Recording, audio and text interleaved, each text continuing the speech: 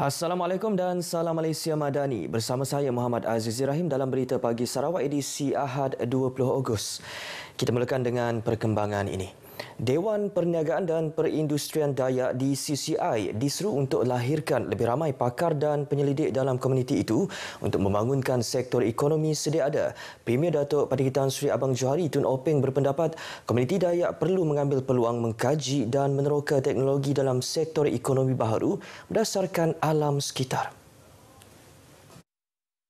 Alam sekitar ini ada banyak bergantung kepada kawasan luar bandar. Dan kalau kita balance kawasan luar bandar dengan tekanan kepada alam sekitar, sudah tentu based on the new economy, the Dayak community can take advantage and leverage on that untuk masa depan. Memang kita ada projek-projek itu tidak sustainable. Ini penting untuk memberi nilai tambah kepada sumber asal berdasarkan alam sekitar dalam era ekonomi baharu dan tidak hanya bergantung kepada projek-projek kerajaan semata-mata. Beliau mahu menerusi kemudahan dan fasiliti sedia ada. DCCI diminta terus bekerjasama dengan pakar dari luar negara, khususnya dalam pelbagai program pendidikan, penyelidikan dan inovasi untuk bertukar idea dan ilmu pengetahuan. Antara bidang yang dicadangkan iaitu eksploitasi penggunaan teknologi dalam pertanian, mengoptimumkan penggunaan tanah serta inovasi kraft. Beliau menyatakan demikian dalam sidang media selepas majlis perasmian bangunan baharu DCCI dan Yayasan Kebudayaan Dayak DCF di Kuching. Sementara itu, bercakap kepada pemberita pada majlis tersebut, Premier memaklumkan kilang pengeluaran makanan haiwan daripada sisa kelapa sawit kini sedang dibangunkan di Saratok. Dibina dengan kos RM35 juta, kilang itu dijangka beroperasi penghujung tahun ini. Datuk Patinggi Tan Sri Abang Johari berkata Lembaga Penyatuan dan Pemulihan Tanah Sarawak (SALKRA) telah dipertanggungjawabkan melaksanakan projek berkenaan. Ini berikutan SALKRA mempunyai banyak kilang kelapa sawit dan ladang yang luas. Usaha itu penting untuk mengurangkan aktiviti import makanan haiwan dari luar negara, seterusnya menangani isu peningkatan harga makanan utama seperti daging, ayam dan telur. Konsep bisnes terpaksa kita tukar dengan berasaskan kepada resource yang ada pada kita yang boleh menambah nilai kepada kegiatan ekonomi kita. Terdahulu dalam ucapannya, Timbalan Premier Datuk Amar Douglas Ugat Embas memberitahu Yayasan Kebudayaan Dayak DCF telah membelanjakan kira-kira RM8.4 juta sebagai bantuan kewangan kepada komuniti Dayak untuk melaksanakan pelbagai aktiviti. Jelas beliau sejak penubuhannya pada tahun 1992, DCF telah mengadakan pelbagai aktiviti untuk membangun masyarakat, khususnya dalam bidang pendidikan. Datuk Amar Douglas yang juga pengerusi DCF percaya sumbangan itu berupaya memacu ekonomi, sosial dan budaya selaras dengan strategi pembangunan pasca COVID-19 2030. Beliau turut memuji usaha Premier Sarawak, Datuk Patinggi Tan Sri Abang Johari dalam memperkasa masyarakat Dayak di negeri ini agar tidak ketinggalan dalam pelbagai sudut pembangunan. Oleh itu, komuniti Dayak diseru agar mengambil peluang dan menerokai potensi dalam sektor ekonomi baharu sekaligus meningkatkan pendapatan mereka. Sementara itu, pembinaan bangunan DCF dan DCCI melibatkan kos RM36 juta di kawasan seluas 2.3 hektar. Dua bangunan komersial iaitu pangsapuri dan kondominium turut dibina di kawasan yang sama. Golongan belia merupakan golongan yang penting dan kerajaan negeri akan sentiasa menjaga dan membantu golongan tersebut mengikut acuan yang betul bagi memastikan masa depan Sarawak terus maju makmur. Menteri Belia, Sukan dan Pembangunan Usahawan Datuk Seri Abdul Karim Rahman Hamzah menegaskan acuan yang betul dan bersesuaian dengan kehendak serta keperluan negeri adalah bagi meneruskan kesinambungan pembangunan negeri. Tegasnya, kejayaan masa depan negeri dapat dilihat daripada kehebatan beliaunya pada masa kini. Ke arah itu juga, kerajaan negeri sentiasa melatih dan melibatkan golongan belia dalam barisan kepimpinan bagi menyediakan pemimpin pelapis yang selari dengan agenda pembangunan negeri. Dalam pada itu, beliau mendedahkan Sarawak memilih untuk mengekalkan takrifan belia adalah berumur 15 hingga 40 tahun bagi membolehkan golongan tersebut memohon dana daripada pelbagai agensi kerajaan. Jelasnya, jika takrifan umur belia diturunkan kepada 30 tahun, ramai usahawan atau pihak berminat untuk memulakan perniagaan menghadapi kesukaran mendapatkan bantuan dana kerana telah melebihi umur mandatori untuk mendapatkan bantuan.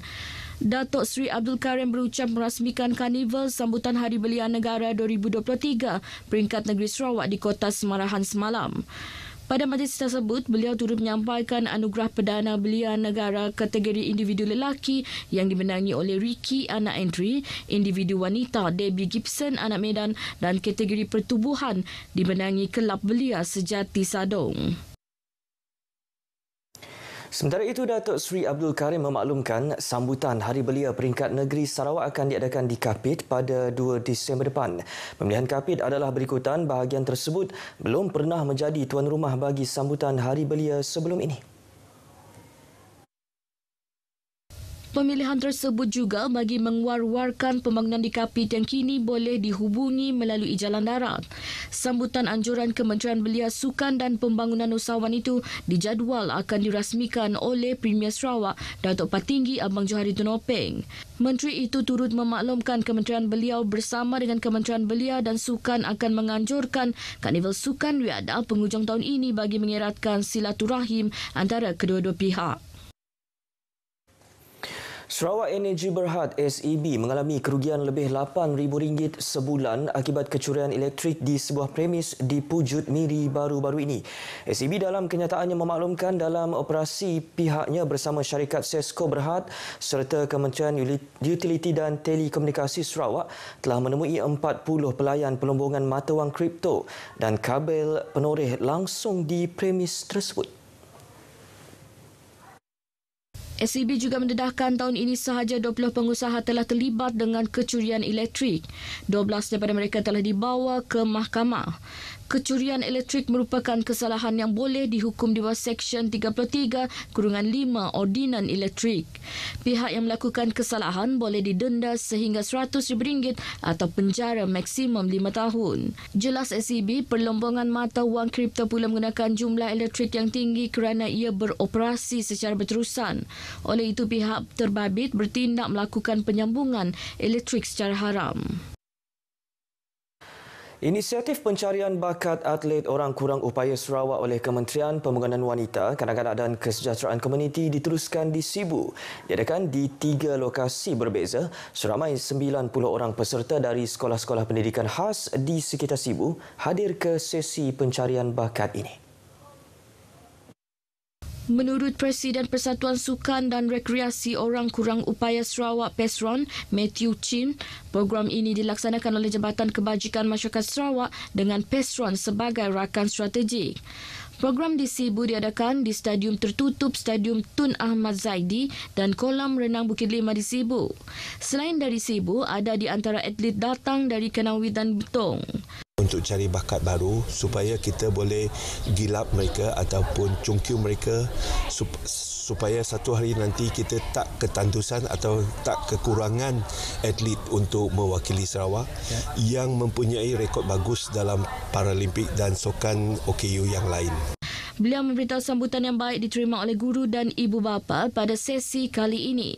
10 sukan diketengahkan dalam sesi itu, antaranya olahraga, renang, badminton, lawn ball, catur, angkat berat pingpong dan memanah. Beliau berharap ibu bapa di Sarawak dapat memberikan sokongan kepada anak-anak mereka dengan menghantar mereka menyertai acara sukan yang boleh disertai anak-anak mereka. Menyedari peranan wanita dalam pengurusan ekonomi rumah tangga, Kementerian Perdagangan Dalam Negeri dan Kos Sara Hidup KPDN Limbang dengan kerjasama Kelab Aerobik Fitness KBR menganjurkan ceramah khas berhubung hak-hak pengguna. Program dihadiri seramai 100 peserta wanita itu memberi peluang kepada mereka memahami konsep kepenggunaan secara menyeluruh. Pengurusi Kelab Aerobik Fitness KBR Salinah Muhammad Saleh berkata, kolaborasi kelab itu bersama KPDN adalah wajar memandangkan masih ramai wanita kurang cakna soal kepenggunaan. Oleh kerana kita fokus kepada wanita, jadi kita anjurkan program senaman dulu. Lepas itu kita gabungkan bersama dengan ceramah hak-hak pengguna. Sebab yang lebih kepada program hak-hak pengguna ini adalah wanita. Wanita yang tahu harga barang yang naik, mereka yang pergi ke kedai beli, merungut barang yang naik. Jadi kita saling bergandingan lah supaya kita punya matlamat objektif itu tercapai. Salah seorang peserta yang ditemui pemberita RTM, Julia Ali, menyambut baik program sehari itu. Kami ni dari macam suri rumah tangga, kami perlu tahu apa hak pengguna tu. Dengan adanya ceramah-ceramah macam ni, kami rasa kami lebih meluas, lebih berpengetahuan hak pengguna. Program berlangsung di Persatuan Melayu Limbang di Limbang. Seramai 15 pengamal media di Kuching semalam menjelajah lebih 100 km ke Sematan menggunakan pelbagai kenderaan keluaran Proton. Timbalan Pengarah Pemasaran Proton Malaysia, Stephen Zhou-Ki berkata peluang pemanduan itu bagi membolehkan pengamal media tempatan merasai prestasi dan pengalaman mengendalikan kenderaan nasional. Program ASEAN Games Nation Drive itu juga antara strategi Proton dalam mendekati pengguna di seluruh negara selain mempamerkan kebolehan kenderaan buatan tempatan yang dilengkapi pelbagai kelengkapan canggih. Turut bersama menyertai jelajah itu wartawan RTM Syadikin Bahrain dan juru kamera Danny John. Baik, berita itu tadi mengakhiri Berita Pagi Sarawak edisi Ahad 20 Ogos. Seterusnya ikuti Selamat Pagi Malaysia selepas ini bersama Irfan dan Syafiqah. Salam Malaysia Madani.